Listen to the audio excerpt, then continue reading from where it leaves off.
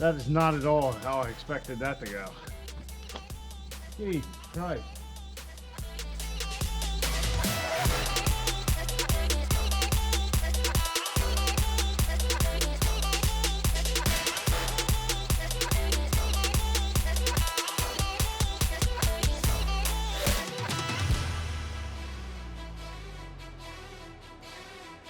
Hello guys, welcome back to the channel, welcome back to the garage. So as you would have seen, we have the new project truck unloaded off the trailer with great haste.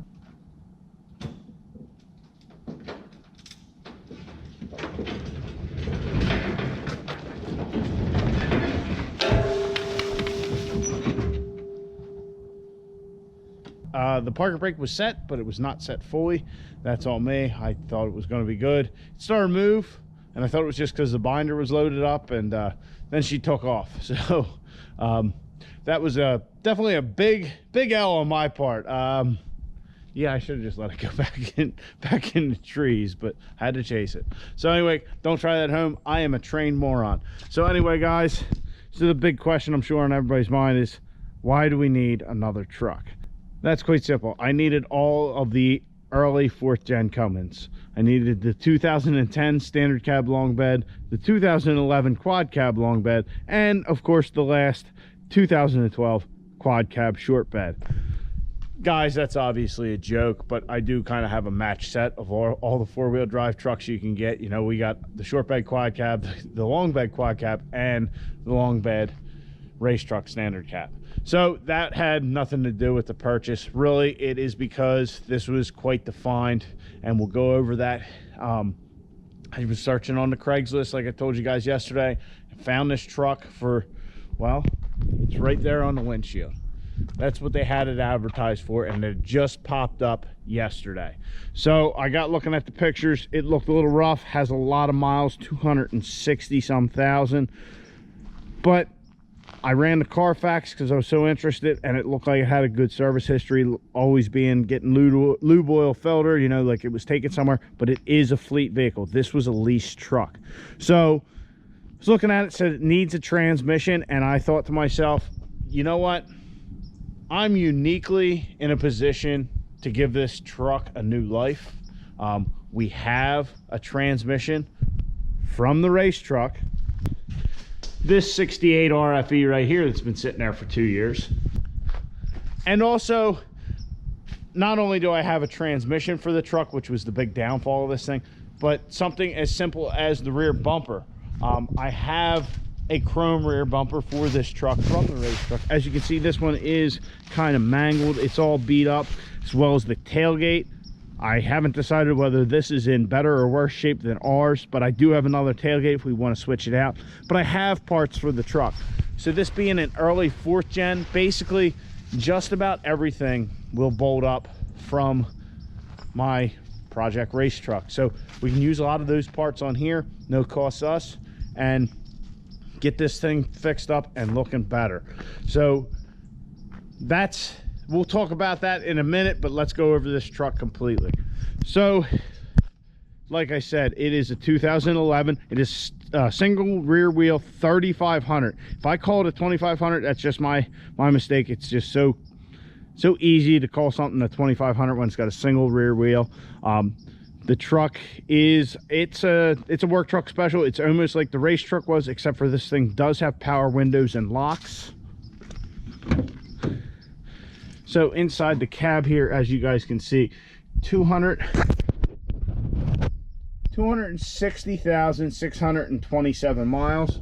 But other than that, it's just the base interior. I mean, it's got the same center console, same seats, same floor center console. Everything is the same as the race truck. So we have intricate knowledge of this, like the park and brake latch, which obviously I'm going to call that, say that's the reason we had the L earlier, but it's all messed up. Well, guess what? I happen to have one of these. Not a big deal. So there's really nothing special about the interior of the truck. Though honestly, for 260,000 and being a work truck special, it is not in that awful a shape. Obviously, the rear seats probably didn't get much use. It's still a little dirty. They just cleaned it up for some pictures. But yeah, it's not in that bad a shape. Now, body-wise, it's a little different story. This side of the bed is just trashed. It's all dented up, and just, it looks like they ran down the side of something with this bedside. So, I mean, if we could find a bed for it, maybe, but I'm not really worried about it. It is a work truck. So we just talked about the tailgate and the bumper. A little haggard, but we have some. Our tailgate, I'm thinking, might look a little better than this. I'm not sure. And the latch is, I got it to open at the dealership, but a little bit of a pain. Obviously, the reason this thing's here needs a transmission. So they had already pulled the drive shafts out, which this is going to need some love. But we have the cross member, the skid plate, the front drive shaft, the little inspection cover. We might need some bolting. I did not notice this last night, but we can take care of that. Obviously, they had some sort of a pigtail on it. Interestingly enough, this does not have a fifth wheel or a gooseneck on it. I would have thought it would. When I was going up there, I was definitely thinking it would. But getting on to the passenger side of the truck, once again, the bed side, this side isn't too bad. Some dents and dings, some scratches. But really the big downfall of this side is this cab corner right here. As you guys can see, they definitely ran it into something, and you know, the door's a little messed up, but still, it's got 250,000 miles on it. Not a big deal. The truck is missing some exhaust parts, let's say, and some parts on some components under the hood, but it's got some mud flaps, looking like some Husky liner mud flaps like we just put on Caitlin. Tires are not in that bad a shape.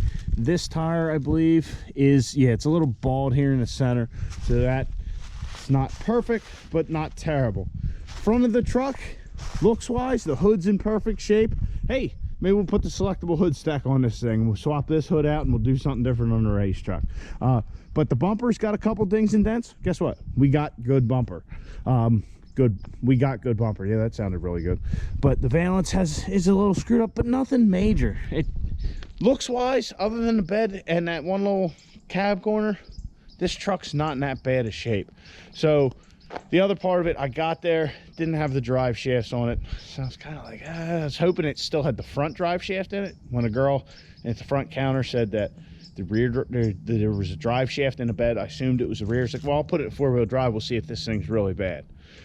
Well, last night when I got the truck back, I pulled the drain plug on the trans. It had already been drained, and there was a lot of metal on it, which we'll talk about in a second. But anyway, on to the engine. So this truck, I started it. It started right up. The only thing I've done to this truck since we got it last night was I put a charger on it so it would start up. The batteries were feeling a little low. I won't even let the grid heater cycle.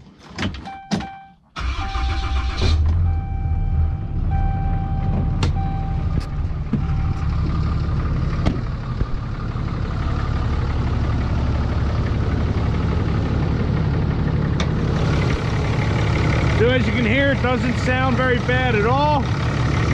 Take our oil fill cap. There is absolutely no blow by.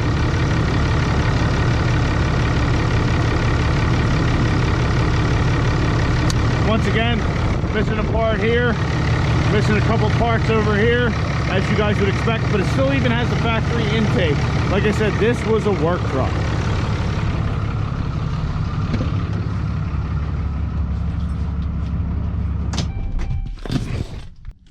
So as I got looking at the truck, I saw this 68 RFE controller box. I saw the BD transmission pan.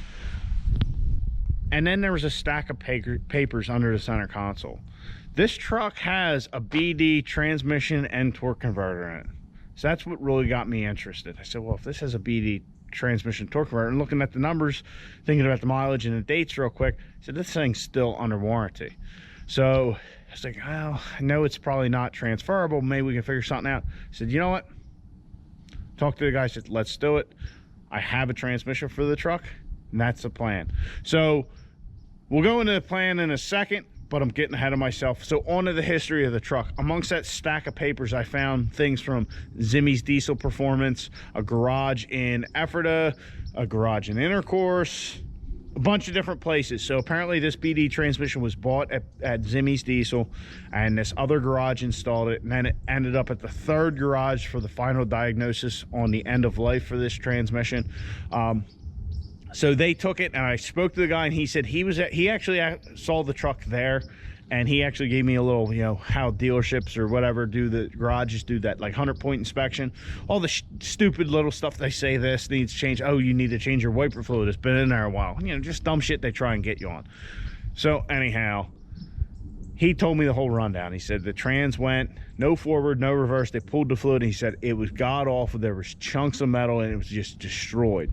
So when they contacted BD about the warranty, BD said, you ship it up to us, and the shop said it'd probably be $500 to do that, $500 to pull it, and send it up to BD, and then they would determine whether it was a warranty failure. He said, but there were some large chunks of metal in it. He says, if a shaft gets broke, and this is with anybody who builds transmission, if a shaft breaks, it is not covered under warranty. So you ship it up to BD for $1,000, and they might come back, it's junk, you just blew $1,000. So I was hoping that would have a little better, you know, they had started the warranty process. I was hoping it would be better along, and that, you know, the guy just decided, screw it, I'm not even going to deal with it, we'll get a new truck. So anyway, that option is out. So the plan for the truck.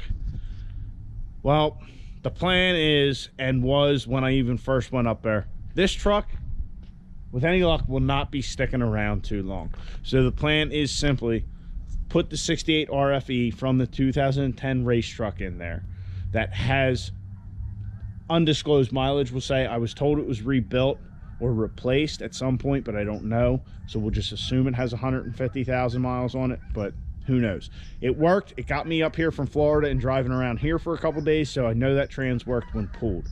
So the plan is to get that in this truck, get this truck mobile, check it out, maybe fix a couple little things here and there, like the bumper or any other things. If it needs a couple little maintenance items, we'll do them, and then get this truck out of here.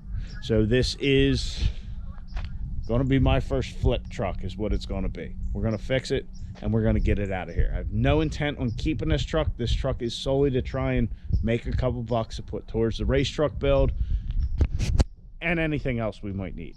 But really, that is our 2011 3500. I think I covered everything. So I think that's about it on the truck.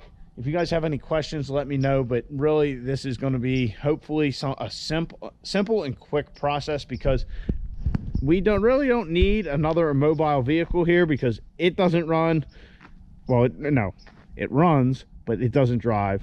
The race truck is in its decapitated state. Moby Dick, I got wheels and tires. Well, not wheels, I got tires on the wheels. I just haven't put them on yet, and so it's still on jack stands. So like I said, it's getting to be a regular little hillbilly get down over here, or whatever the hell. Hillbilly get down, I've never even heard that before. Anyway, guys, this truck is, it just fit in to what I have here and my knowledge base of these early 4th gen trucks. So there's not much we can't fix on this. We've taken one completely apart, so I don't have any qualms about it. I think that we will, worst comes to worst, we will definitely get our money out of it. And yeah, it's honestly, if the body wasn't dented up like it is, it's not a bad looking truck. And it's funny now that I say that, this truck is what this truck was 2 years ago. This was the cheapest 4th gen Cummins 4-wheel drive I could find in the country.